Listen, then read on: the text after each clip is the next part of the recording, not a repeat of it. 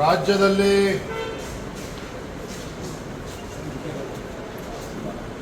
ಪದವೀಧರ ಮತ್ತು ಶಿಕ್ಷಕರ ಕ್ಷೇತ್ರದ ಚುನಾವಣೆಗಳು ನಡೀತಾ ಇದೆ. 6 ಸ್ಥಾನಗಳಿಗೆ ಚುನಾವಣೆ ನಡೀತಾ ಇದೆ. 4 ಸ್ಥಾನಗಳಲ್ಲಿ ಭಾರತೀಯ ಜನತಾ ಪಾರ್ಟಿ ಸ್ಪರ್ಧೆ ಮಾಡ್ತಾ ಇದ್ದರೆ 2 ಸ್ಥಾನಗಳನ್ನು JDS ಪಕ್ಷಕ್ಕೆ ನಾವು ಬಿಟ್ಟುಕೊಟ್ಟಿದ್ದೇವೆ.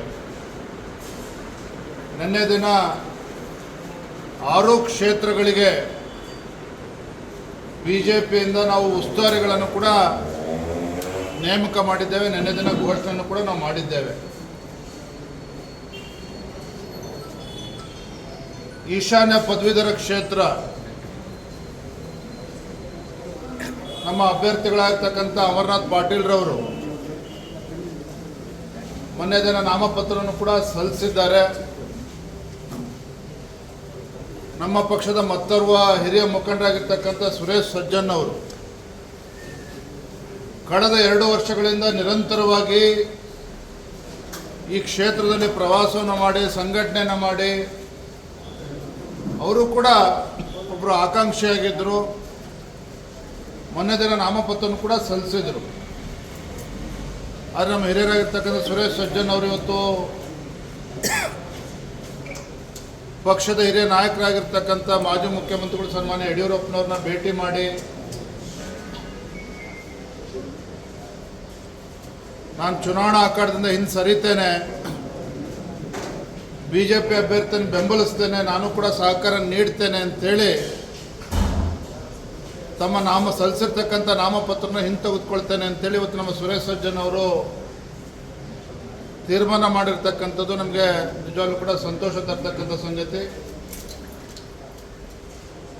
ಇದರ ಪರಿಣಾಮ ಈಶಾನ್ಯ ಪದವೀಧರ ನಮ್ಮ ಭಾರತೀಯ ಜನತಾ ಪಾರ್ಟಿ ನಮ್ಮ ಅಭ್ಯರ್ಥಿ ಗೆಲ್ಲೋದಕ್ಕೆ ಅನುಕೂಲ ಆಗಿದೆ. ಅದೇ ರೀತಿ ನಿನ್ನೆ ದಿನ ದಕ್ಷಿಣ ಶಿಕ್ಷಕರ ಕ್ಷೇತ್ರ ಭಾರತೀಯ ಜನತಾ ಪಾರ್ಟಿ ಅಧಿಕೃತವಾಗಿ EC ಲಿಂಗರಾಜ್ ಗೌಡ್ರನ್ನ ಅವ್ರ ಹೆಸರನ್ನ ಘೋಷಣೆಯನ್ನು ಕೂಡ ನಾವು ಮಾಡಿದ್ವಿ. ಆದರೆ ತದನಂತರದಲ್ಲಿ JDS ಪಕ್ಷಕ್ಕೆ ಬಿಟ್ಟುಕೊಟ್ಟಂಥ ಸಂದರ್ಭದಲ್ಲಿ ಲಿಂಗರಾಜ್ ಗೌಡರು ಕೂಡ ನಾಮಪತ್ರವನ್ನು ಸಲ್ಲಿಸಿದ್ರು. ಅವರನ್ನು ಕೂಡ ನಿನ್ನೆ ಮನವೊಲಿಕೆ ಮಾಡಿ ಅವರು ಕೂಡ ತಮ್ಮ ನಾಮಪತ್ರವನ್ನು ಹಿಂದೆ ತೆಗೆದುಕೊಳ್ತೇನೆ ಅಂತೇಳಿ ನಿನ್ನೆ ಬಹಿರಂಗವಾಗಿ ಅವರೇ ಹೇಳಿದ್ದಾರೆ ಮಾಧ್ಯಮದ ಸ್ನೇಹಿತರ ಮುಖೇನ. ಹಾಗಾಗಿ 2 ಕ್ಷೇತ್ರದಲ್ಲೂ ಕೂಡ ಸಮಸ್ಯೆ ಇರ್ತಕ್ಕಂಥದ್ದು ಇತ್ಯರ್ಥ ಆಗಿದೆ. ಇನ್ನು ಬೇರೆ ಕ್ಷೇತ್ರದ ಏನು ಸಮಸ್ಯೆಗಳಿದೆ ಅದನ್ನು ಕೂಡ ಬಗೆಹರಿಸತಕ್ಕಂಥ ಕೆಲಸ ಇವತ್ತು ಮತ್ತು ನಾಳೆ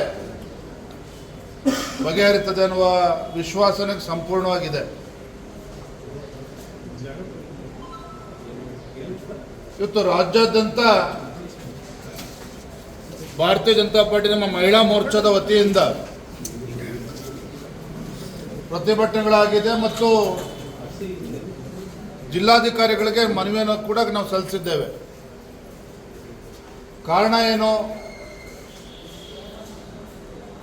ರಾಜ್ಯದಲ್ಲಿ ಕಾಂಗ್ರೆಸ್ ಸರ್ಕಾರ ಬಂದಾಗಿನಿಂದ ಕಾನೂನು ಸುವ್ಯವಸ್ಥೆ ಸಂಪೂರ್ಣವಾಗಿ ಹದಗೆಟ್ಟಿರ್ತಕ್ಕಂಥದ್ದು ನೋಡ್ತಾ ಇದ್ದೇವೆ. ಎಲ್ಲಿ ನೋಡಿದ್ರಲ್ಲಿ ಕೊಲೆ ಸುಲಿಗೆಗಳಾಗ್ತಾ ಇದೆ, ಅತ್ಯಾಚಾರ ಪ್ರಕರಣಗಳು ಜಾಸ್ತಿ ಆಗ್ತಾ ಇದೆ, ಲವ್ ಜಿಹಾದ್ ಪ್ರಕರಣಗಳು ಕೂಡ ಜಾಸ್ತಿ ಆಗ್ತಾ ಇದೆ. ಪದೇ ಪದೇ ಘಟನೆಗಳು ಮರುಕಳಿಸ್ತಾ ಇರ್ತಕ್ಕಂಥದ್ದು ಒಂದು ರೀತಿ ರಾಜ್ಯದಲ್ಲಿ ಮಹಿಳೆಯರಿಗೆ ವಿಶೇಷವಾಗಿ ಒಂದು ಸುರಕ್ಷತೆಯ ಪ್ರಶ್ನೆ ಇವತ್ತು ಕಾಡ್ತಾ ಇದೆ. ಇವತ್ತು ಮಹಿಳೆಯರು, ತಾಯಂದರು ಅಥವಾ ಮಕ್ಕಳು ಸುರಕ್ಷಿತವಾಗಿ ಎಲ್ಲೇ ಹೊರಗಡೆ ಹೋಗಿ ಬರ್ತಾರೆ ಅಂತ ಹೇಳಿದ್ರೆ ಗಾಬರಿಯಿಂದ ಎದುರು ನೋಡ್ತಕ್ಕಂಥ ಒಂದು ಪರಿಸ್ಥಿತಿ ನಿರ್ಮಾಣ ಆಗಿದೆ.